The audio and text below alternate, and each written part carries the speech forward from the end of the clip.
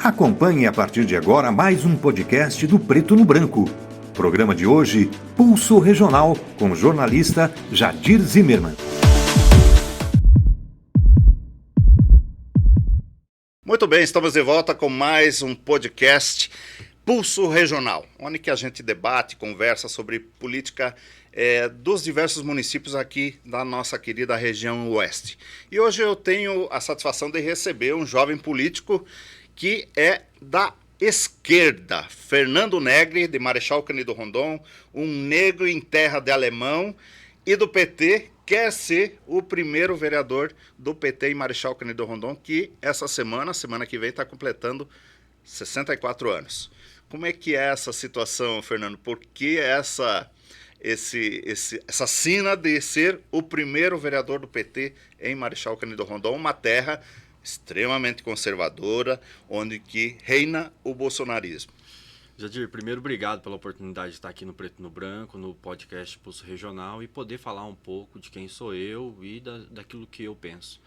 É uma tarefa árdua e uma tarefa difícil essa qual eu me propus, né, através de um convite de vários companheiros, de colocar meu nome à disposição para disputar uma eleição num município de tradições tão conservadoras relacionadas à política. O Lula ganhou apenas uma eleição em Marechal Cândido Rondon, que é a eleição de 1989. Por incrível que pareça, ganhou uma eleição em Marechal. Mas muito por causa do Brizola, que tinha sido o primeiro tinha sido o primeiro colocado, acho que por causa das tradições, por ter sido governador do Rio Grande do Sul e a colonização ter sido feita por gaúchos, o Brizola foi mais votado naquela eleição e o apoio do Brizola ao Lula no segundo turno fez com que a população de Marechal Cândido Rondon, então, votasse em Lula. Foi em 89. Isso. Primeira eleição presidencial.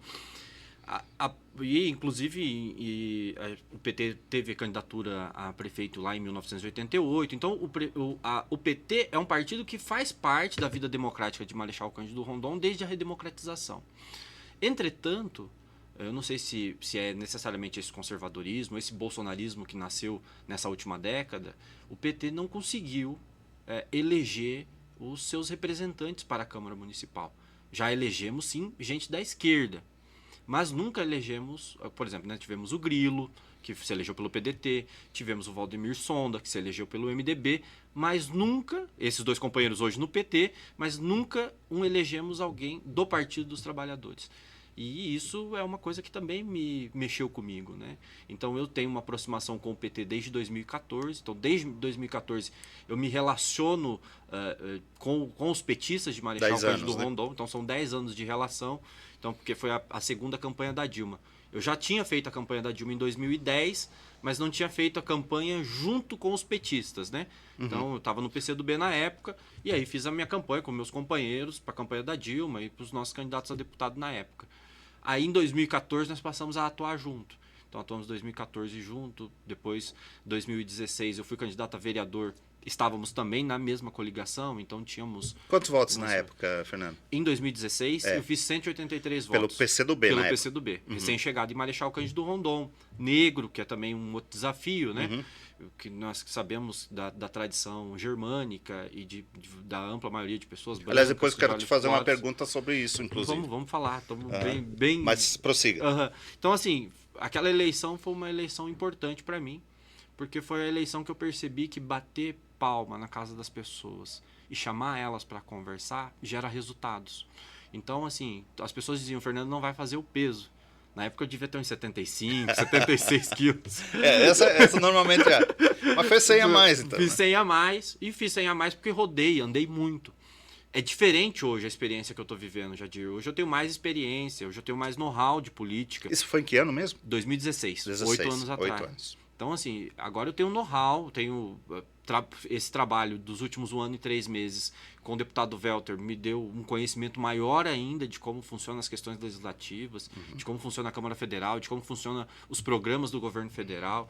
Então, a minha história é uma construção que eu acho que eu chego agora para a disputa eleitoral de 2024 no meu melhor momento. Sabe, eu tenho uma bagagem agora para apresentar para a população que eu não tinha em 2016. Certo. Depois a gente volta a falar da política, mas assim, até para as pessoas, eu te conheço muito bem há muitos anos, mas quem nos assiste talvez não conheça a história do Fernando. Eu queria resgatar isso. Como que você foi parar em Marechal Cândido Rondon? Você há pouco disse que na primeira campanha que você atuou, você era recém-chegado no município. Mas da onde que surge o Fernando? Qual sua origem, sua família, enfim?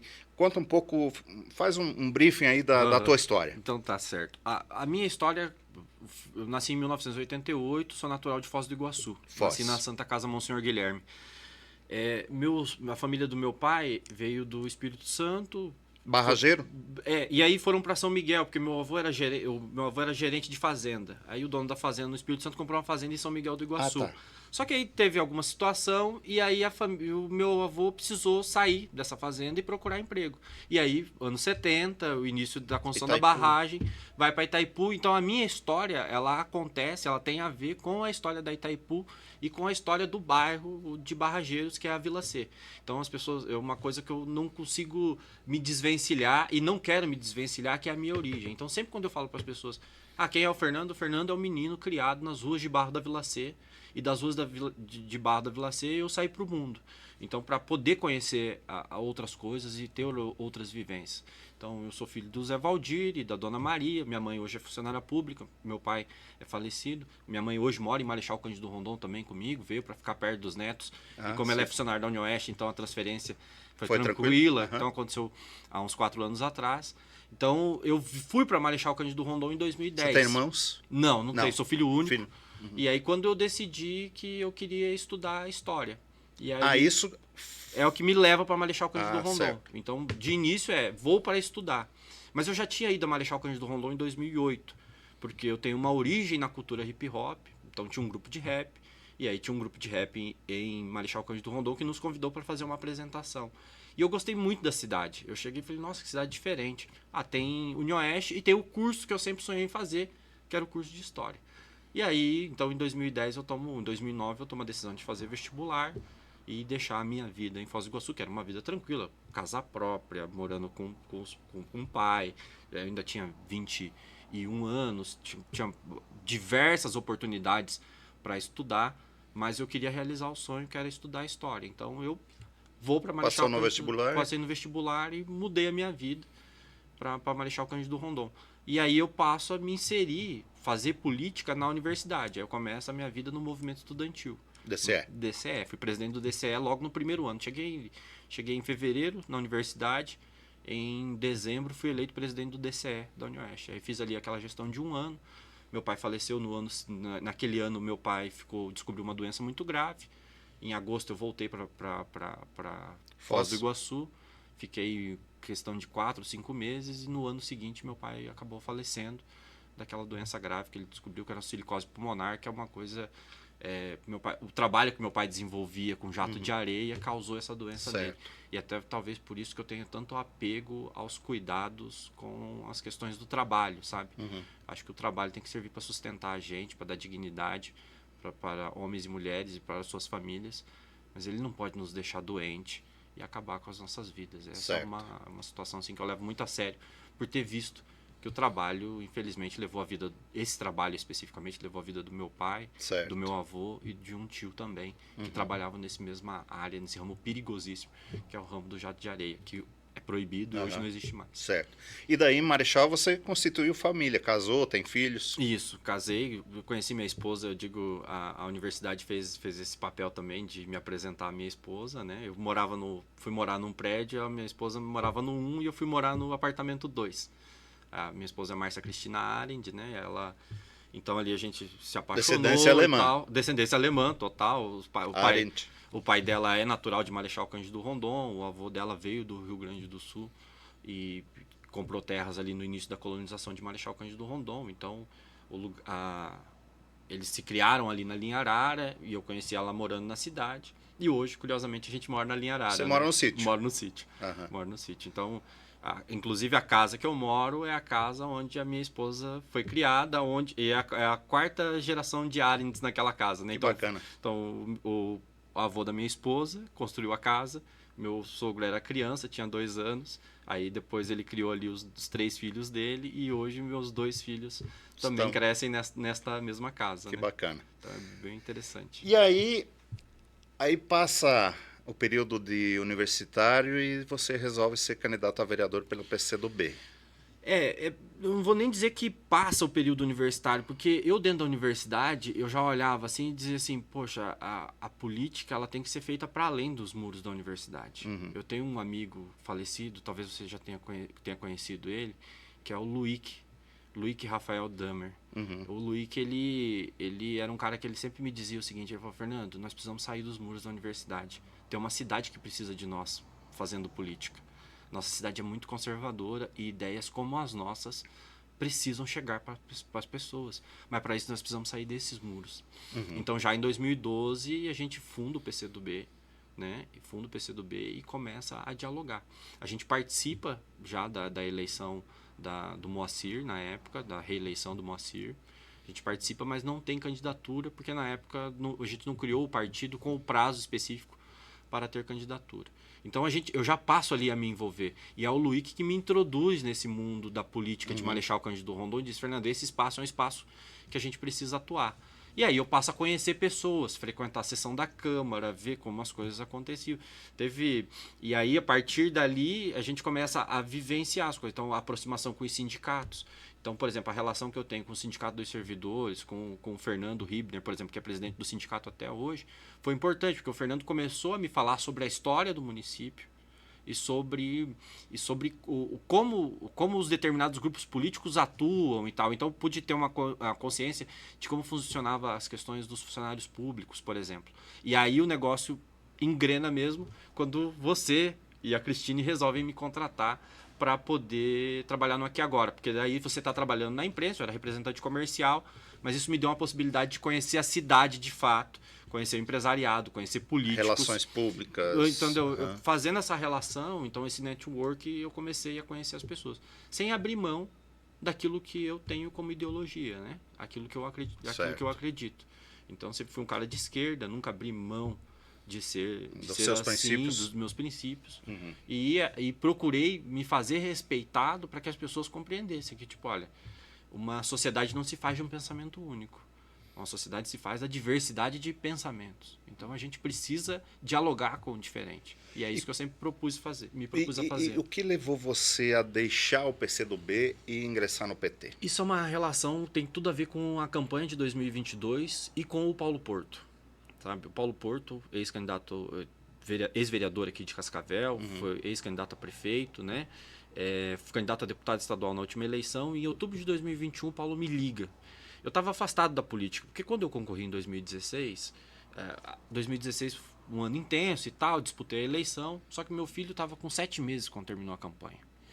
E minha esposa olhou para mim e disse, olha, eu quero um marido em casa que me ajude a criar os filhos, a gente pretende ter outro filho e tal. E o Hugo então, o Raul nasceu em 2016, o Hugo nasceu em 2018, e é um momento em que eu digo assim, ok, é isso mesmo, eu preciso cuidar da minha família e do meu trabalho. Então eu mergulho a cabeça no trabalho e na família, e a política fica em segundo plano. Certo. Quer dizer, eu vou para a campanha de 2018, atuo na campanha e tal. O período anterior, eu estou trabalhando já no jornalismo do Aqui Agora, então o primeiro turno é mais de trabalho e o segundo turno é um segundo turno que eu vou para a campanha mesmo. Só que acabou a campanha, volta tudo ao normal.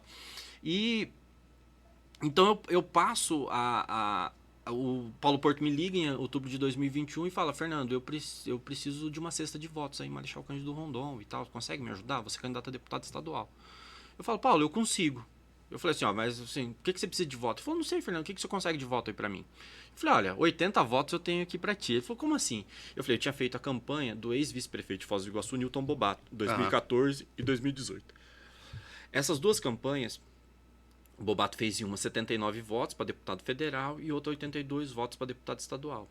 Então eu falei, eu fiz uma média para ele. Só eu trabalhei para ele. Eu falei, cara, 80 votos eu tenho aqui para ti. Eu falei, mas olha, tem uma coisa. Eu falei, tu foi pro PT, né? A gente tava já um tempo sem se falar e tal. E aí eu falei, tu foi pro PT. Ele falou, Fernando, fui candidato a prefeito e tal, não sei o quê. Aí eu falei, então fazer o seguinte, você pode crescer mais do que esses 80 votos. Porque você tá no PT e o PT tem força em Marechal Cândido Rondon. Vou te apresentar para as pessoas aqui em Marechal Rondon.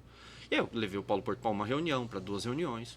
Quando chegou um momento que o Paulo falou assim, Fernando, aqui nós vamos fazer 350, 400 votos. E aí eu falei, não, ok. Então ele falou, ó, só que agora eu preciso que você coordene, além de você coordenar a minha campanha, você precisa coordenar a campanha do Zeca Dirceu. E aí eu passo a me envolver de fato com o PT. Porque eu digo, olha, eu não sou do partido. Então a primeira coisa que eu faço, eu pego o telefone, ligo pro Mário Hermann, que era o presidente do PT na época, e digo, Mário, eu tenho uma proposta aqui para coordenar a campanha do Paulo Porto, que eu acho que você não vai se opor, mas tem uma proposta para conduzir junto a campanha do Zeca Dirceu. E aí ele fala, não, Fernando, eu acho que não há nenhum problema, vou consultar a direção. E aí a direção do PT diz o seguinte, se o deputado escolheu você para coordenar a campanha dele, está escolhido, nós não vamos interferir nisso. Então eu passo a me aproximar e a dialogar diariamente com os companheiros do PT. Então essa relação começa a ficar muito próxima, então a gente começa a fazer o trabalho e tal, e vai trabalhando. E quando chega ao final da campanha, a campanha foi extremamente exitosa para nós, né? O Paulo Porto fez 1.256 votos em Marechal Cândido Rondon. Imagina Marechal Cândido Rondon com seu histórico de conservadorismo, com a sua vivência bolsonarista extremamente aflorada desde 2018, um candidato com uma camisa amarela escrito não ao agrotóxico e que o primeiro item do currículo do Paulo Porto é indigenista. Cara, ele fazer votação de vereador eleito e bem eleito foi surpreendente, de certa forma. Mas demonstrou a capacidade de trabalho e de condição que a gente tem fazendo política. Eu avalio os votos de 2022 que o Zeca fez e do Paulo Porto são muito parecidos, 1.200 e pouco, Se né? espelharam os votos. 1.237 e 1.256 do Paulo. Você observar, o Zeca já tem um nome feito, né? Ele está muitos anos na política, então é fácil de vender, mais fácil. Mas o Paulo Porto, em Marechal, era um franco desconhecido, né? Franco desconhecido. E o Paulo Porto, além de mim, tinha um pequeno apoio dentro da universidade, né? Então esses eram os dois focos que ele tinha. Era o Fernando, que era o camarada dele do PCdoB, e o foco dele na universidade. E a universidade acabou entrando muito na campanha dele, porque ele era o único professor universitário que estava ali para disputar a eleição. E aí a gente fez esse trabalho, ajudei a fortificar, porque eu ainda tenho muita influência dentro da universidade. Então consegui fortificar esse trabalho junto com os professores e a gente conseguiu levar o nome do Paulo para a comunidade. Isso foi importante. E aí o Paulo é quem me chama e diz, olha, Fernando, você precisa vir para o PT, porque o PT vai eleger... Foi a influência do Paulo. O PT tem que eleger em Marechal Cândido Rondon, e o teu poder de organização vai ajudar o partido. Então não estava no meu horizonte ser candidato a vereador. Estava no meu horizonte ajudar o PT a chegar a essa primeira vaga de vereador nas eleições de 2024. Tá. Mas aí você trabalhou para o Zeca, que se elegeu deputado federal. Sim. Você trabalhou para o Paulo Porto, que não se elegeu deputado estadual. E você foi ser assessor do Elton Welter. Como que aconteceu esse processo? O Elton Welter, que também não tinha originalmente se eleito, mas aí com a renúncia do NUVR para assumir Itaipu, o Elton se tornou deputado, com 19 mil votos ou 21? 21 mil votos. E aí você vira assessor do Elton. Como que aconteceu isso? Essa é uma história interessante. Então,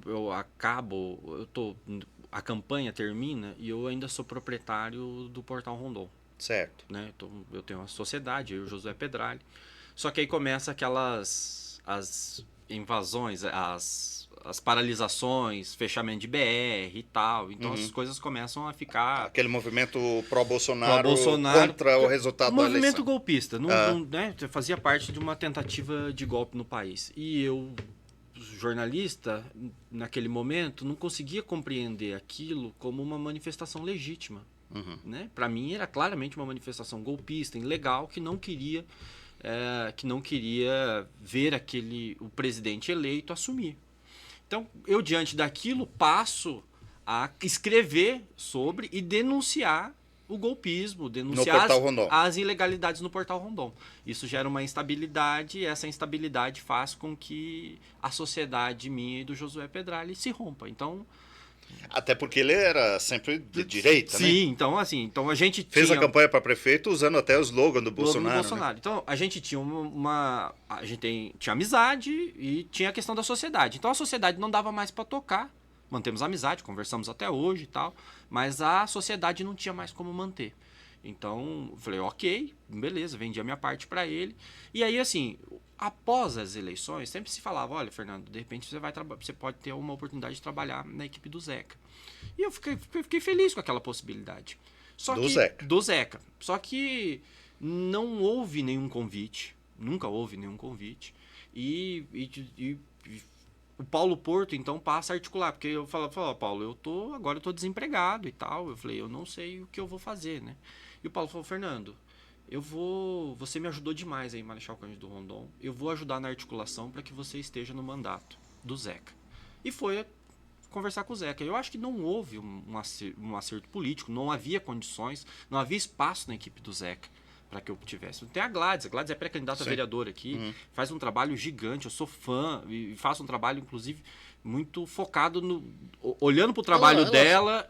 Né, ela seguidamente nos visita aqui. Então, E aí acontece que não rola, não acontece. E o Paulo fala assim, Fernando, eu não desisti, existem outras possibilidades. Né? E aí, do nada, um dia o Paulo me liga e fala, olha, Fernando, o Enio vai renunciar, pode ser, há um convite para que eu vá para Itaipu, e o Elton Welter vai assumir uma vaga na Câmara. E ele falou, eu vou dialogar com o Elton e falar sobre a sua pessoa. E aí um diálogo entre o Paulo Porto e o Welter sela essa aliança, né, essa mútua ajuda do Paulo ajudar politicamente o Welter, e o Welter então vem para Marechal Cândido Rondon para me conhecer de fato, e até que eu vou então fazer parte da campanha dele. O Welter fez 600 e poucos votos em Marechal. 621, se eu não me Mas engano. aí você não trabalhou para ele? Não, eu não trabalhei. Não trabalhei assim, durante a maior parte da campanha, não. Mas quando chegou na reta final, tinha muita sobra de material. Entende? Então tinha muito material. Então, assim, chegou uma hora que nós falamos assim, quem decidiu o voto decidiu, e quem não decidiu, vai chegar o material de todos os candidatos. Então a gente fazia na última semana de campanha, não sei se você lembra, mas choveu todos os dias. Sim, sim. Então como é que faz? Aí o pessoal falou, o material precisa chegar. Eu falei, não, vamos comprar plástico, comprar um plástico desses de que você pega a fruta no mercado, e ensacava os materiais, e ali é materiais de todos os deputados. Todos os deputados. Do PT. Entende? Então, aí colocava. Porque aí, de certa forma, consegui colaborar com ele também. O Zeca foi o mais votado do PT em Marechal, 1.200 e pouco. Depois veio a Glaze, né? Com 808. Aí veio o Elton e a Carol depois. Carol depois. Com então, 300 e pouquinho. São mais de 3 mil votos, só esses 4, né? Quando eu olho para a eleição, eu procuro pegar o número dos candidatos a deputado estadual. A estadual. Porque é o seguinte... Você não tem como base os votos do Lula? Não olho para os votos do Lula, porque assim, o voto do Lula é um voto que pode ter sido um voto anti-Bolsonaro. Ele fez 8 mil? 8.900 e alguma coisa. No segundo turno. Quase. Então assim, aliás, 7 mil, quase 8 mil votos. Quase 8. Aí, o que acontece? Se eu pegar esse número tem muito voto que é anti-Bolsonaro. O cara não gosta do Bolsonaro. Que não é voto do PT. Não quer o Bolsonaro, entende? E aí ele faz o quê? Ele falou assim, mas para vereador, ele pode até votar no amigo dele que é do PL, entende? Sim. Então assim, mas no Bolsonaro ele não quer votar. Então eu não posso contar com esses votos. Eu preciso contar com o voto que é mais ideologicamente ligado ao Partido dos Trabalhadores. Que são os 3 mil, 4 mil votos. Aí você pega 3.400 votos para deputado federal e 2.600 votos para deputado estadual. Certo. Por quê? Deputado estadual é muito mais disputado e você tem 5 candidatos que fazem 20 mil votos. Você pega Hussenbach, quase 9 mil, Anderson Bento Maria, 4 mil, Ademir Bier, 4 mil, Marcel Micheleto, 3 mil. Entende? Então, assim, você pega mais um outro candidato que fez boa votação, dá 20 mil votos. E aí, o que eu olho? Quando eu olho para a campanha de vereador e digo assim, nós precisamos fazer legenda. A legenda hoje, pelo cálculo que eu faço, pelo que a gente tem de estimativa, vai dar 2.300 votos. É por aí. Então, assim, 2.300 votos. Para onde eu vou olhar? Eu olho para os 2.600 votos que nós fizemos para deputado estadual. Esses 2.600 votos é que demonstram que nós temos condições de fazer legenda e chegar. Por quê? Porque esse voto foi para o PT, num emaranhado de candidatos. A eleição para vereador é diferente. Eu acredito que ela seja diferente. Porque eu sou candidato e de repente você gosta de mim politicamente. E fala, Fernando, mas você às vezes tem um amigo. Um amigo, um vizinho. Um vizinho, um parente. Ou os dois. E aí o parente é dose, né? Porque o parente liga assim, poxa, a gente é família, né? Então, isso acaba pesando muito. Então, tem essa diferença. Mas eu acredito que esse voto do deputado estadual é um voto extremamente ideológico. O cara que vai votar para deputado estadual... Ele vai votar na esquerda Ele vai votar na esquerda mesmo, entende? Não é... Ele não tá... O de deputado federal também, mas você veja a diferença que tem de deputado federal para deputado estadual. Eu acho que essa diferença, inclusive, tem a ver com a quantidade de candidatos. Para deputado federal você tem menos candidatos do que para deputado estadual.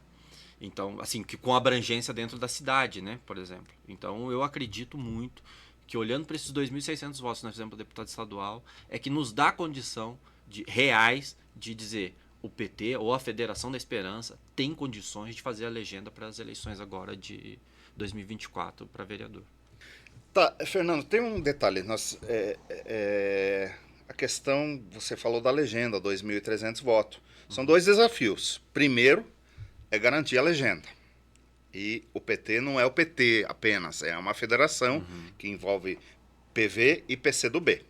Como é que está essa construção da federação? Está tudo alinhado, está tudo redondo com os outros dois partidos? É, tudo alinhado, assim, do sentido em que tudo que é legal para ser feito está alinhado. Há divergências dentro da federação.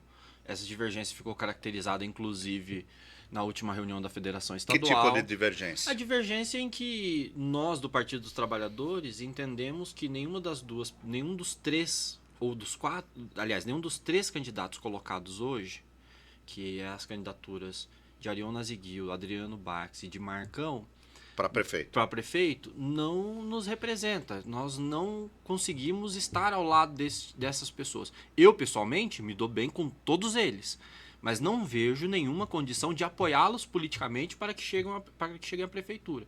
Eu tenho uma predileção pela candidatura da Viviane Rodrigues, do PSOL. Que é do PSOL. Né? Essa pré-candidatura é uma pré-candidatura que eu acho que vale o apoio. Já no PV, existe uma predileção pelo Partido Progressista, que é o partido do Adriano Bax, que é o partido que faz parte da base governista. Então, o PV tem condicionado essa possibilidade. Eu não vejo essa possibilidade. Deixa eu ver se eu entendi. O PV está predisposto a apoiar Adriano Bax. Isso. O PT não quer. O PT não quer. O PT quer apoiar Isso. a Viviane, Isso. do PSOL. E o PCdoB? O PCdoB está junto com o PV. E quem que vai definir isso? Isso vai se definir, porque eu acho que uma coisa é aquilo que as pessoas querem e a outra coisa é o que a realidade impõe. Hoje, em Marechal Cândido Rondon, nenhum dos dois grupos políticos, desses dois grupos políticos principais que devem disputar de fato a eleição... Que vamos falar claramente, o Arion e o Bax. O Arion e o Bax. Eu acho que nenhum deles quer... PL e PP. Que é o Partido dos Trabalhadores na sua base. Eles não querem tirar foto. Não querem tirar foto, não querem estar junto, não querem discutir, debater. Não tem esse interesse. E também não há esse interesse da nossa parte. Aliás, isso ficou claro há poucos dias, quando teve uma resposta do Arion pro prefeito, pro Márcio, daquela entrevista que ele deu no Jornal Presente sobre a questão do carro tal, e o Arion respondeu criativamente com a brincadeira do Uno, e que depois foram descobrir que era o Uno que deu... Cara, que era de um petista. Incrível, né? O plot twist que eles falam, né? Sim. O tombo, né? Tipo, o mundo não gira, o mundo isso capota. Mostrou o quanto que eles querem manter os dois grupos, né? Porque um explorou, tentando colar, e o outro tenta fugir. Então, assim, eu não vejo condições conjunturais de que nós estejamos com progressistas como pretende o PV. Vocês são leprosos? Não somos, né? Não somos. Nós somos um partido político, seres pensantes, seres, né, humanos que querem trabalhar e produzir e ajudar Marechal Cândido Rondon a se desenvolver. Eu não tenho problemas pessoais, mas do ponto de vista político, eu não posso estar junto ao Arion quando o Arion diz que o projeto dele principal, e ele disse isso recentemente em um vídeo nas suas redes sociais, de que o projeto dele faz parte de um projeto maior, que é o projeto nacional do PL. Eu entendo que os 4 anos governados por Jair Bolsonaro foram os piores 4 anos da República. Principalmente, vamos pegar da redemocratização para cá, foram os piores 4 anos. Nós vimos voltar a fome, a fila do osso.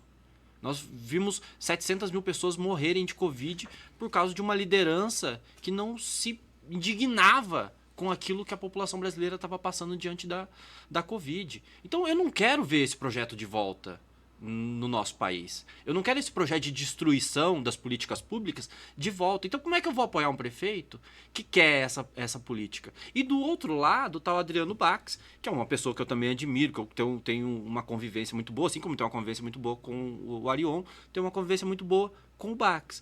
Mas não consigo, porque fiz 8 anos 8 anos de oposição ao governo Márcio Halber. E tem uma coisa que para mim é muito cara. Eu acho que o funcionalismo público é um funcionalismo que tem que ser valorizado. E o Márcio Halber nunca pagou nem piso de professor, nem piso de enfermagem, mesmo recebendo recurso para tal e mesmo tendo condições para pagar. Entende? Então, peraí. Eu sou um cara que eu valorizo muito os trabalhadores. Mas por que ele não pagou? Não paga porque não tem interesse, porque acha mais interesse. Porque às vezes eu me pergunto se a gente tem um prefeito ou se a gente tem um dono de banco. E eu acho que tem muito a ver com a questão de superávit. Manter a questão de um superávit alto, manter a prefeitura com caixa alto para dizer, olha, eu sou um bom administrador. É inegável que o Márcio é um bom prefeito. Não posso aqui porque fiz oposição, dizer que ele é um mau prefeito. Não, acho que a cidade avançou muito sobre a gestão dele. Agora, eu tenho críticas à forma com que ele governa, principalmente com a forma com que ele trata o funcionalismo público. Então, assim, eu tenho apoiadores que é do funcionalismo público que dizem, Fernando, eu vou votar no Arion porque eu não quero um povo do Márcio, porque o povo do Márcio não paga. O grupo político do Márcio não vai pagar o piso. Né? E eu digo para eles, olha, ok, mas não conte com o meu apoio, porque eu não consigo fortalecer alguém que quer fortalecer o Bolsonaro e sua família. Né? Então, a minha opção hoje é pela Viviane. Eu não tenho certeza se o pessoal realmente vai lançar a candidatura a prefeito, de fato. Tá em dúvida isso, hein? Tem dúvida, não dá aqui. Você acha que a Viviane é melhor preparada do que o Arion e que o Bax? Olha, eu acho que ela tem uma vivência de chão de fábrica e de entendimento da vida do povo que talvez os outros não tenham. Mas eu acho que o Bax conhece a máquina da prefeitura melhor e o Arion conhece melhor o funcionamento da política, né, da Câmara com a prefeitura. Então, assim, dizer que a Viviane é mais preparada do que os dois, não consigo é mais afirmar. Um apoio ideológico. É um mesmo. apoio ideológico do sentido seguinte, eu sei que hoje uma candidatura do PSOL não tem condições de vencer as eleições, mas eu não consigo entregar o meu apoio para nenhuma dessas outras candidaturas que estão colocadas em Marechal Rondon. E se a federação decidir? Porque a federação ela que manda, não é o partido. Está decidido. Está decidido? Está decidido. O que está decidido? Ou não tem candidatura ou apoio progressistas. A federação? Está decidido. Está decidido. Do estado do Paraná. Mas tem ata e tudo. Tem ata? Tem ata. Isso vem de cima para baixo? Não, isso não vem de cima para baixo, é porque há divergência na federação municipal. Ah, tá. Então foi para estadual. E na estadual, PV e PCdoB votaram pela aliança com progressistas ou com progressistas ou ficar sem candidatura. Então a federação... E o PT votou pelo PSOL ou para ficar sem Isso vai ser homologado na convenção? Isso deve ser homologado na convenção da federação. Só que o que acontece? Não há nenhum tipo de diálogo da federação com o Bax de forma pública. Isso não vai acontecer. Ou seja, no fim das contas, se não lançar a candidatura própria da federação... Se você me perguntar o que vai acontecer, Jadida, eu vou dizer para você o seguinte. Muito provavelmente a federação não terá candidato a prefeito e não vai apoiar oficialmente nenhum candidato a prefeito. Bandeira branca. Total. E aí, o que vai acontecer? O diretório municipal do PT acabou de fazer agora recentemente, isso é uma notícia, né, quente aqui que eu estou passando para você, que o PT, a direção municipal do PT, o diretório municipal, enviou uma carta ao Diretório Nacional do Partido dos Trabalhadores pedindo aval político para liberar os seus candidatos a votarem de acordo com a sua consciência. Isso é interessante. Quem que você acha que a esquerda de Rondon, dentro desse quadro de bandeira branca, de liberado, mesmo que oficialmente tenha um apoio, mas que a gente sabe que não vai acontecer, até porque o outro lado não tem interesse de aparecer na fotografia, né? Quem que você acha que a militância do PT vai apoiar? A militância que é anti-bolsonarista, muito provavelmente, vai votar no Bax. No Bax? Provavelmente. Por quê? Por causa da imagem colada. Porque o Arion conseguiu fazer o efeito de colar a imagem dele à imagem do Bolsonaro. Então a militância anti-bolsonarista não consegue engolir e não consegue ir para a urna para digitar 22. Você veja que eles fizeram mais agora... fácil 11. Se torna mais fácil. Agora, existe essa parcela que é ligada ao funcionalismo público, que essa parcela não vai votar no Bax de jeito nenhum. Por quê? Porque está de olho nos seus interesses. E o Arion, por mais que seja bolsonarista, por mais que esteja do lado do Bolsonaro, já se comprometeu a dizer o seguinte, a dizer, olha, eu vou pagar o piso da enfermagem e vou pagar o piso dos professores. Então, assim, eu acho que esse recado do Arion é muito interessante para o funcionalismo público e para os professores ligados ao funcionalismo público. Então, no frigir dos ovos, os votos se diluem. Os votos vão se diluir. Vai ter aqueles que vão votar na Viviane. Não vai ter aquele... Digamos que a Viviane não tenha candidatura. Os votos do Partido dos Trabalhadores e das pessoas que são simpatizantes ao Lula vai se espalhar. Você acha que esses votos poderiam ser ou poderão ser decisivos no resultado da eleição para prefeito? Eu não tenho dúvida disso. Eu não tenho dúvida. Aquele que soubesse se portar melhor, se colocar melhor e apresentar...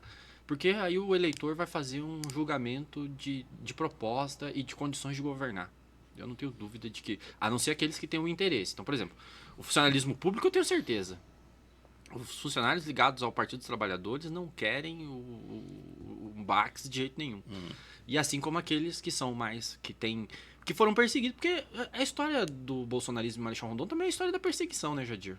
Eu sofri diversas. Você é testemunha, inclusive, dessas perseguições que eu sofri. Tem uma situação que aconteceu... Eu até antes lembrei de falar isso. Na época que eu ainda era proprietário do Aqui Agora, sócio do Aqui Agora, coproprietário, que teve uma situação numa campanha política em... 2018. 18. Não, 18 não. 18. Foi 18. Na primeira eleição do Bolsonaro, que você num sábado à tarde estava na rotatória da bandeira. Sábado, final da manhã. Fazendo um bandeiraço. E alguns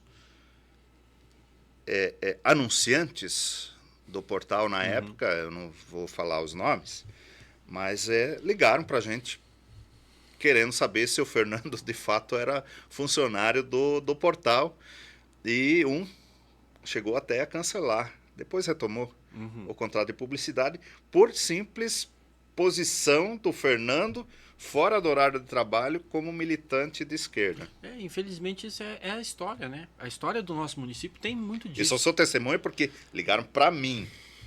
Entende? E essas perseguições, eu costumo dizer, eu sofri perseguições raciais, econômicas, que foi esse caso, sabe? Políticas. Então, isso me incomoda. 2018, pra mim aquilo foi, sabe, assim, foi um balde de água fria. Certo. Sabe, por quê? Porque você começa a colocar o seu pão em risco só por você ter uma opinião. Só por você dizer aquilo que você pensa. Eu fui para aquele dia, o bolsonarismo avançou muito rápido em Marechal Cândido Rondon em 2018, mas aí parecia que na cidade só tinha Bolsonaro. Eu falei, não, na cidade tem gente que vai votar no Haddad. Eu falei, nós precisamos mostrar. Então saímos lá do comitê, que era lá na rua Minas Gerais, e fomos em direção à rotatória. E lá fizemos o nosso bandeiraço, 1h e 15, mais ou menos, até o meio-dia, passou aquele movimento maior ali do sábado. Fomos embora, tiramos uma foto, postei a foto em rede social, aí foram lá, recortaram a foto, botaram uma legenda maldosa e aquilo se espalhou pelo WhatsApp, sabe? Então, assim, teve supermercadista, teve gerente de agência de cooperativa de crédito, teve diretor de cooperativa que ligou, né? Ligou pedindo a minha cabeça, sabe? Isso como é que eu posso dizer? Isso é legal? Isso é uma forma de se comportar dentro de uma democracia? Sabe? Eu não consigo. E é por isso que eu enfrento, Jadir. É por isso que eu ergo a minha cabeça e desafio, sabe? E me coloco à disposição da comunidade. Porque eu posso andar de cabeça erguida em Marechal Cândido Rondon. Porque eu trabalhei 8 anos no Aqui Agora, fui 2 anos proprietário do Portal Rondon.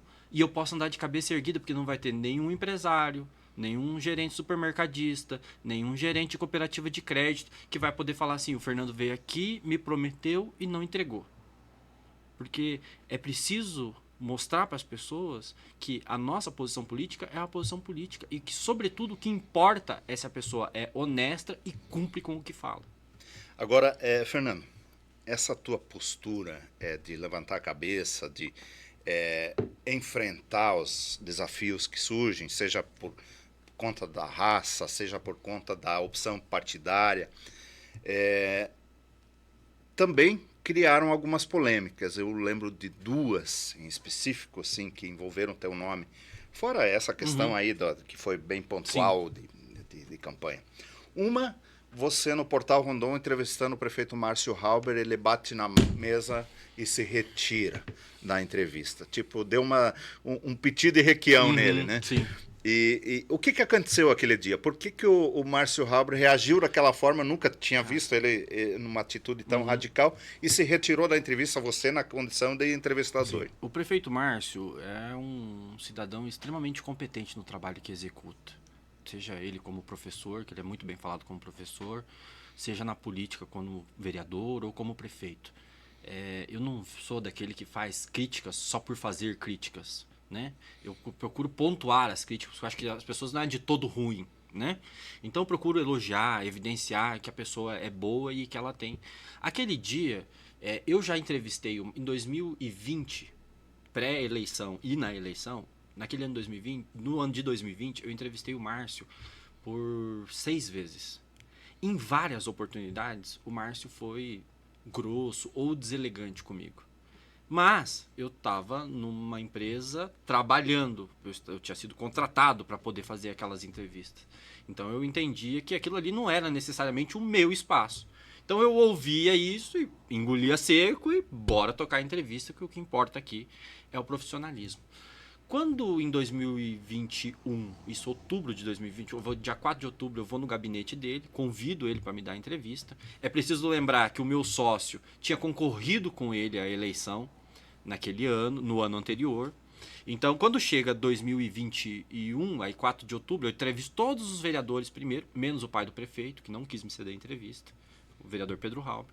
E aí, quando o Pedro Halber não me dá a entrevista, eu falo, então agora é a hora do prefeito. Vou no dia 4 de outubro, convido o prefeito diga, eu vou na entrevista, e no dia 30 de outubro ele aparece para dar entrevista para mim lá no Portal Rondon. Eu recebi ele muito bem, ele tomou serviu um café para ele sentou na mesa, começamos a conversar, falou, prefeito, agora a gente vai começar o trabalho ao vivo. Na segunda questão que eu faço para ele ataca gratuitamente o Josué Pedralli. O Josué, meu sócio, naquele momento, abrindo espaço para que ele pudesse falar e dizer aquilo que ele veio para dizer, falar sobre o governo dele e tal. E aí tem uma questão que é também a experiência, né, Jadir? Fui criando, entrevistando pessoas e tal, criando bagagem, mas eu não sou necessariamente um jornalista experiente, né? Então, ali me faltou um pouco de experiência. Ali me faltou traquejo, jogo de cintura. Entende? E aí, quando eu vou fazer um questionamento para ele, eu uso um termo que eu não deveria ter usado. Que eu digo, o que era a situação? A situação era, ele, o Beto Lunite e o Paranhos, quando sai a notícia do pedágio, e o pedágio entre Cascavel e Toledo, cara, os três vão muito forte para cima. E faz uma trinca, e você sabe que essa trinca é muito forte, né? Não só pelas pessoas, mas pelo potencial econômico dessas cidades. E aí, a partir dali, então, eles começam um movimento, e esse movimento é muito forte. Mas, a partir de um segundo momento, quando vem mesmo o contrato de pedágio, o Márcio silencia, e quem toma a frente de mandar carta pro Bolsonaro, de atuar junto, de ir para Brasília, é o Beto Lunite e o Paranhos. E eu vou, nesse sentido, eu vou dizer, olha, nós éramos, eu falei, eu vi uma trinca, e de repente era só uma dupla. E eu queria saber do prefeito, por que você não tá? O que aconteceu aqui? Você não teve jogo de cintura? Tu não teve articulação política para estar junto com eles? O que aconteceu de fato? Eu tenho uma opinião. Eu acho que o Márcio não queria ter problemas com o governador Ratinho, de quem ele é muito próximo e de quem ele depende. Eu acho que muito diferente do que é Beto Lunite e Paranhos. São mais autossuficientes. São mais autossuficientes. Então eu acho que foi nesse momento que o Márcio meio que tirou o time de campo. E aí eu vou perguntar para ele e digo assim, você ficou escondido. Mas eu não queria dizer que ele tinha entrado debaixo da mesa e tinha ficado com medo. Ele interpretou dessa forma. Eu queria dizer o seguinte, os outros 2 prefeitos da nossa região se destacaram, brilharam e você ficou ofuscado. Era isso que eu queria dizer. Ele interpretou como se eu tivesse dito assim, você entrou debaixo da cama, ficou com medo do Ratinho. E ele ficou extremamente ofendido. E ele disse, o seu questionamento é covarde. Aí, Jadir, mexeu com o bril do homem Fernando. Eu falei, eu tô recebendo ele dentro da minha empresa, ele tá tomando do meu café, ele tá falando pra minha audiência, ele já destratou o meu sócio e agora vai me chamar de covarde? Eu falei, eu não vou admitir isso. Então eu não continuava a entrevista. Aí virou uma discussão. Virou uma discussão, porque eu digo pra ele assim, o meu questionamento não é covarde, e o senhor se retrata. Não, vai continuar a entrevista? Eu digo, enquanto o senhor não se retratar, eu não vou continuar a entrevista. Tem até hoje no Portal Rondon, quem quiser pesquisar e ver, tá lá. E aí eu fico, né, naquela ali, e aí ele fala, não, vai, última chance pra você continuar a entrevista. Eu falo assim, eu continuo a entrevista depois que o senhor se retratar. Então, tá finalizada a entrevista e vai embora. E eu não tinha feito nada pra ele, entende? E aí, só que ele interpretou de forma... E aí, todo mundo tem direito de interpretar as coisas da forma que quiser. E aí depois, como é que foi? Isso a gente assistiu. Isso, aí ele sai, vai cumprimentar... Deu briga ou não? Não, ele vai cumprimentar as pessoas. Eu saio muito brabo com ele, porque eu acho que... Quando eu falo, a câmera tava aqui, ele tava aqui, a câmera tava aqui. Eu dirijo pra câmera e digo, olha, gente... Eu chamo o prefeito na época de... A minha inexperiência, em caso eu responsável do prefeito, eu tenho que terminar aqui o programa, até mais, eu volto em qualquer momento com alguma notícia do dia. E eu saio achando que o meu operador, que ficava bem na minha frente, tinha desligado. E aí eu já saio xingando. Eu falo, você é um sacana e tal, não sei o quê. E pegou. Pegou. Porque é o seguinte... Viu, Chico? Eu... Fica atento, hein? Não faz dessa. Eu, naquele momento, eu entendi o seguinte, minha empresa estava começando, Jadir. Eu tinha começado a empresa em janeiro. Comecei uma recuperação de uma marca que estava esquecida no mercado há 6 anos. Então, assim, entrevistar o prefeito era o ponto mais alto de 2021 e da minha carreira como jornalista à frente de um meio de comunicação. Entende? Então aquilo me machucou, aquilo me deixou brabo. E aí ele cumprimenta as pessoas, obviamente não me cumprimentou, e começa a ir, desce as escadas e vai embora. E acompanhado pelo Tchone, que é braço direito dele até hoje. O Tchone é meu amigo, né? Tipo, a gente tem uma relação muito boa. E o Tchone falou, Fernando, eu não entendi o que aconteceu aqui, mas, cara, essas coisas vão passar. E aí ele falou, vou acompanhar ele. E passou? E passou. Porque hoje eu dialogo... Não diariamente com ele, mas sempre que eu preciso, eu mando mensagem pra ele no WhatsApp. Não entrevistei mais. Uhum. Mas sempre que eu preciso falar com o prefeito, me atende, me responde no WhatsApp. As questões políticas que a gente tem tratado. É interessante. Nesse aspecto, o Márcio, eu fiz várias publicações críticas com relação ao governo, e ele mesmo também. Ele sempre foi muito atencioso na questão. Ele sempre te dá um retorno, nem que seja para dizer sobre isso eu não vou falar. E politicamente, o trato, porque, por exemplo, o trato de jornalista talvez seja ele é um pouco arredio, assim, já vi ele ser grosso com outras pessoas. Mas, no trato político, o Márcio é muito bom. Muito bom. Sempre cortês, sempre recebe de forma adequada. Obviamente, não recebe com um sorriso sempre, mas tem um tratamento muito cortês e muito tranquilo. Então, por isso que a gente consegue... Que é típico do cargo que ele ocupa, típico do cargo que ele ocupa. É o republicanismo que exige, inclusive, que se exige dele, né? E ele faz isso muito bem. Então, por exemplo, antes de ontem, inclusive, ele recebeu lá os agricultores da Sempre, uma emenda de 200 mil que veio via do deputado Welter, que eu ajudei a articular. Entende? Então, assim, ele não tem problema com isso. Vai pagar, a emenda já está no caixa, vai fazer a compra de equipamentos e vai repassar para Sempre. Ele cumpre os compromissos. Então, eu acho que o mais interessante na política é isso. Eu valorizo muito quem cumpre os acordos. Nós estamos com o relógio correndo, quando a conversa é boa, assim, passa rápido o tempo. Mas eu tenho que te perguntar sobre a outra polêmica. E essa é braba. Essa sempre está aqui, ó. Sempre. Apareceu o Fernando, alguém cita o Fernando no grupo de WhatsApp, vem o videozinho, o recorte, de uma manifestação que você fez no programa do Piccolo com relação ao nazismo, fazendo um link com o povo de Rondon. Explica essa história aí. Cara, eu tava naquele dia, imagina que eu tava... Meus filhos estudam em escola pública, em Marechal Cândido Rondon. Aquele momento era um momento de vários ataques à escola. E o país não tinha praticamente estrutura nenhuma para combater esse tipo de situação. Só um pouquinho, Fernando. Para quem não sabe o contexto, nós vamos fazer um corte agora e vamos inserir o vídeo. Só para situar as pessoas.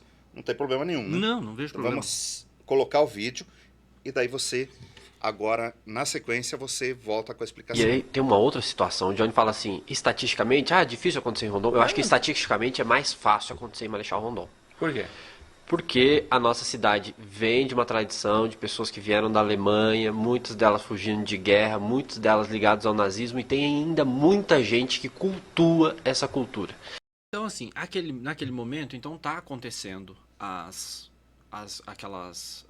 aqueles ataques, e eu tô cobrando constantemente a prefeitura de dizer, olha, precisa ser feito algo para a segurança das nossas crianças. A prefeitura não pode mais ter essas escolas desprotegidas. Tanto que agora tem pelo menos um segurança, tem alguma estrutura, em alguma certa medida, depois aconteceu.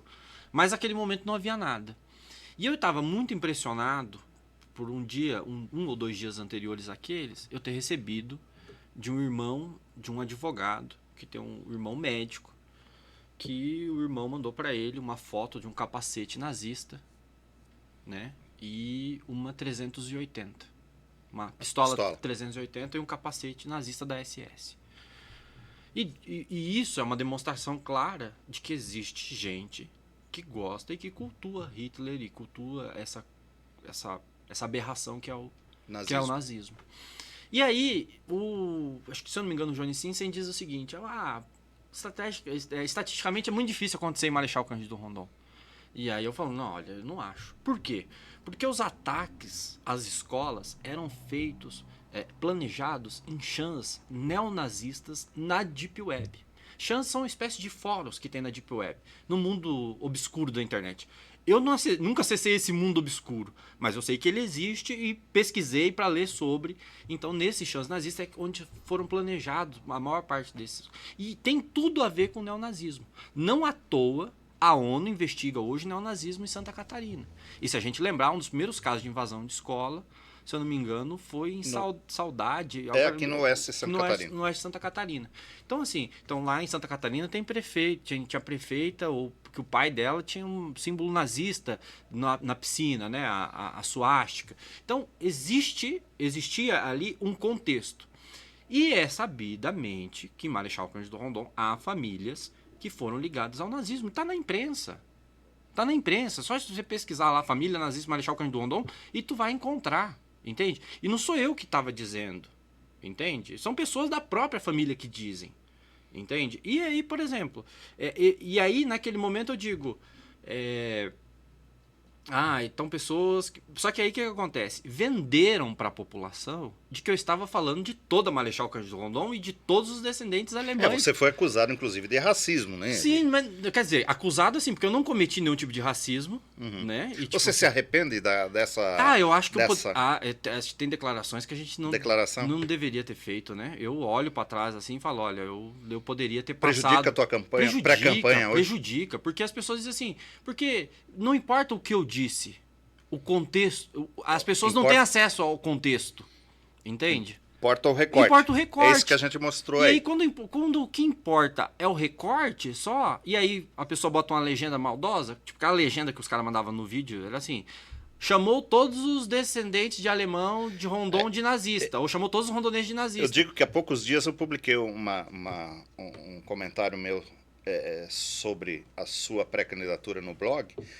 Quando eu espalho nos grupos de WhatsApp, logo recebo. Já recebi de volta o recorde daquele vídeo. Mas assim, é lógico, poderia não ter falado? Acho que poderia. Não era uma fala assim extremamente necessária. Mas gerou polêmica. Gerou polêmica. Mas é preciso entender que essa prática de perseguição que eu passei, por exemplo, em 2018, o caso de racismo grave que eu tive que levar minha mãe para poder depor na polícia, por causa que ela sofreu um caso de racismo trabalhando na universidade, entende? Esse tipo de situação, a perseguição que eu sofri em 2018 por denunciar o projeto golpista do Bolsonaro de fechamento de BR, e aí fizeram a listinha das empresas... 2022. Aí fazem a listinha das empresas e a minha empresa é uma das primeiras a aparecer na listinha. Ela teve lista? Teve lista. Isso é prática da onde? De onde surgiu? Onde é que se fazia lista para dizer essa empresa aqui é de judeu, não compre nessa empresa? É típica do nazismo. Então, negar que existem nazistas em Marechal Cândido Rondon, negar que existe pessoa que adora um personagem nefasto como Hitler, é negar uma verdade que está explícita na cara de todo mundo. Certo. Última questão. Agora eu digo o seguinte, só preciso Sim, dizer, sim. não são todos os rondonenses, nem todos os descendentes de alemães que são nazistas, pelo amor de Deus. Você é meu amigo há mais de 15 anos e eu tenho orgulho demais de ser seu amigo. Eu sou casado com uma mulher branca de descendência alemã. Entende? Então, assim, amo minha sogra, meu sogro de paixão, pra mim são como se fossem meus pais também. Além de uma centena de amigos que eu tenho em Marechal Cândido Rondon, todos de descendência alemã. Então, assim, pra mim não é uma característica de racismo ou de qualquer coisa. Racismo é o que eu sofro em Marechal Cândido Rondon, que eu sou desrespeitado pelo meu cabelo. Minha opinião às vezes não vale, por causa Aliás, do meu cabelo. O cabelo, esse cabelo, você está copiando o deputado estadual lá? Ou, como é que é esse cabelo? Eu sou fã do Renato Freitas, fã mesmo, assim. Eu acho que o Renato, o Renato é o Martin Luther King do nosso tempo. É um profeta, é um cara muito inteligente. É um espelho polêmico. É um espelho para qualquer um que quer fazer política. Só que o cabelo é da minha cultura. E eu e o Renato fomos filhos da mesma cultura. Que cultura? Que é a cultura hip hop. Somos filhos legítimos da periferia, né? Tipo assim, ele criado na periferia de Curitiba e eu criado na periferia de Foz do Iguaçu.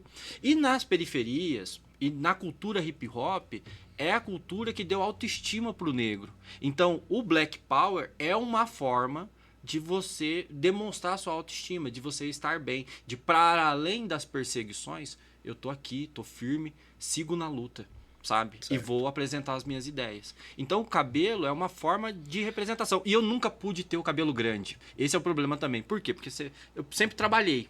E aí nas empresas... Mas eu nunca te proibi, na época que você trabalhou comigo, nunca te proibi de deixar o cabelo. Mas, por exemplo, em 2017, eu tava com o cabelo grande. Tu imaginou se você tivesse esse cabelo assim, na época que te perseguiram lá? Em 2017, eu tava deixando o cabelo crescer. Só que em 2018 eu recebi a oportunidade pro jornalismo. Uma das primeiras coisas que a Cristine me olhou e falou pra mim, falou assim, Fernando, no jornalismo o cabelo tem que ser cortadinho. A Cristine, ela te tesourou? Não foi de uma forma ruim. Foi uma forma boa. Ela falou, Fernando, você quer essa oportunidade no jornalismo? Eu falei, eu quero. Ela falou, então eu preciso te pedir uma coisa, porque eu acho que é natural da profissão. Eu preciso que você corte o cabelo, porque é assim. E eu olhei pra ela e falei, não, compreendido, entendi completamente. Diferente de outros trabalhos em que eu tive na minha vida, em que o meu cabelo crescia um pouquinho. Fernando, seu cabelo já tá grande demais, você não pode deixar o cabelo crescer. Certo. Então tinha que saber... Então, agora, trabalhando com o deputado, né, que eu trabalhei com o deputado Velto nesse último ano e 3 meses, é o período que eu deixei o cabelo crescer. Entende? Por quê? Porque eu tenho essa liberdade, tenho essa tranquilidade e tal. É a tua identidade. É a minha identidade. Então eu gosto de andar assim, geralmente estou assim, ou às vezes estou com o cabelo trançado, mas agora, daqui até o dia da eleição, vou de Black Power, porque eu acho que as pessoas precisam fixar uma imagem minha e eu preciso conversar com muita gente que eu ainda não conheço. Certo.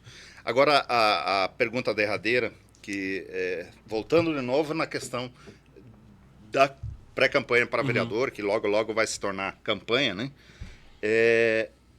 Você falou em legenda, 2.300 votos. Quer ser o primeiro vereador do PT em Marechal Cândido Rondon. Mas para isso, 2 desafios. Primeiro, fazer a legenda. Segundo, ser o mais votado dentro da legenda. E a gente sabe que o PV também está se movimentando, inclusive com a possibilidade do seu ex-sócio, Josué não larga do meu pé, Pedrali, ser candidato a vereador pelo PV. Tem se especulado isso a respeito. Isso te preocupa? Não. Porque o Pedrali sempre fez uma boa votação para vereador. Não, sim, sempre fez uma boa votação, mas eu não me preocupo no sentido de que o Pedrali vai ter tem muita coisa para se explicar, entende? Por exemplo? Ele fez uma campanha em 2020 focada no Bolsonaro. Em 2022 ele fez campanha pro Bolsonaro. Agora está num partido esquerdo. E agora vai estar na chapa do Lula? Entende? Eu acho que ele não vai gerar confiança nem pro eleitor dele E nem para um outro eleitor que ele vá buscar agora, nesse momento. Você não tem medo de perder para ele nas urnas? Não, de nenhuma forma. Eu tenho um respeito muito grande pelo Josué. A gente foi sócio, a gente tem amizade, a gente conversa. A gente não vai um na casa do outro, mas a gente invariavelmente conversa, troca mensagem por telefone. Eu respeito muito ele, mas hoje não tenho nenhum tipo de... se o Josué for candidato, minha eleição acabou. Não, de nenhuma forma. Eu acho que a minha eleição está muito mais ligada a esse processo de 15 anos de atuação em Marechal Cândido Rondon e de experiência e maturidade, sabe? Então, eu acredito que eu vou fazer uma boa votação. Eu estou indo para me eleger, mas eu não tenho a vaidade de dizer assim, Fernando, você é vaidoso ao ponto de dizer é você que tem que se eleger? Porque tem gente que diz, olha, o PT pode fazer 2 cadeiras. Eu acredito que o PT consiga fazer 1 cadeira.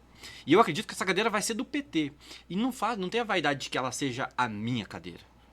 Pode ser a cadeira do Carlos Seibert, pode ser a cadeira da Elisa Coefender, pode ser a cadeira da Sueli Gonçalves, ou pode ser a cadeira da Ivete Schornack. O que importa para mim nesta eleição, Jadir, é eleger um petista.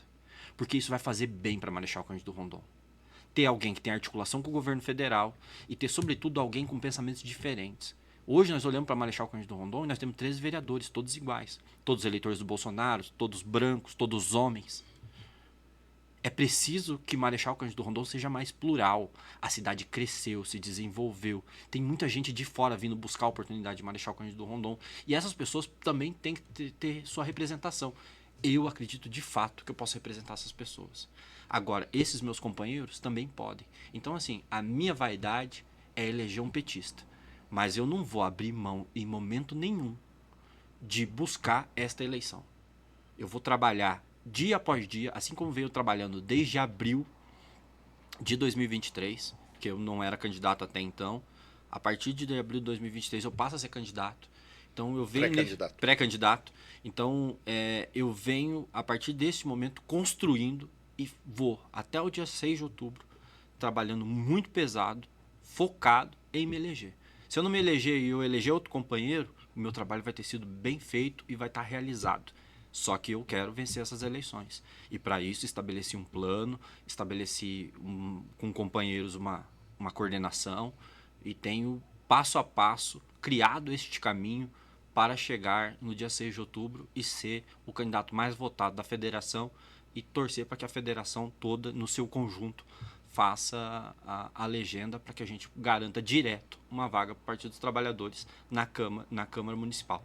E oxalá que nós possamos trabalhar tão bem que ao invés de eleger 1, nós possamos surpreender e eleger 2. Fernando, já estouramos a hora. Eu quero te agradecer por ter atendido o convite. Satisfação conversar contigo. Te conheço realmente há muito tempo. Uma relação muito boa, por isso até o diálogo ele flui naturalmente por causa dessa convivência. E é importante que as pessoas conheçam, não só o Fernando, como todos os pré-candidatos a vereador, que logo se tornarão candidatos para escolher fazer a melhor opção no dia 6 de outubro. Te deixar à vontade para suas considerações finais. Jadir, preciso te agradecer, muito obrigado. Para mim é uma honra dar uma entrevista para você, porque você é uma referência para mim no jornalismo. Obrigado. E tanto no impresso quanto no web jornalismo, você é uma referência no Oeste e no estado do Paraná. Então, para mim é muito satisfatório estar aqui neste momento e poder falar da minha pessoa, poder falar das polêmicas em que eu me envolvi, poder falar das questões daquilo que eu defendo para a cidade, daquilo que a cidade precisa. E isso para mim é muito valioso. Queria agradecer a toda a audiência também que nos acompanha, de dizer que o meu trabalho em Marechal Cândido hoje está em Marechal Cândido Rondon, é focado no desenvolvimento de Marechal Cândido Rondon, mas eu ainda sonho em representar todo o oeste do Paraná e lutar por essa terra que eu tanto amo. Amo Marechal Cândido Rondon, amo Foz do Iguaçu, minha terra natal, e amo todo esse oeste do Paraná, porque um dia eu também penso em representar em outras câmaras, em outros locais. Olha que bacana. Ok, Fernando, muito obrigado mais uma vez. Nós vamos ficando por aqui, agradecemos a sua audiência e mais esse podcast, o Pulso Regional, que traz toda semana uma liderança política aqui do nosso querido oeste do Paraná. Até um próximo episódio com um outro líder de um outro município da nossa região. Grande abraço e até lá.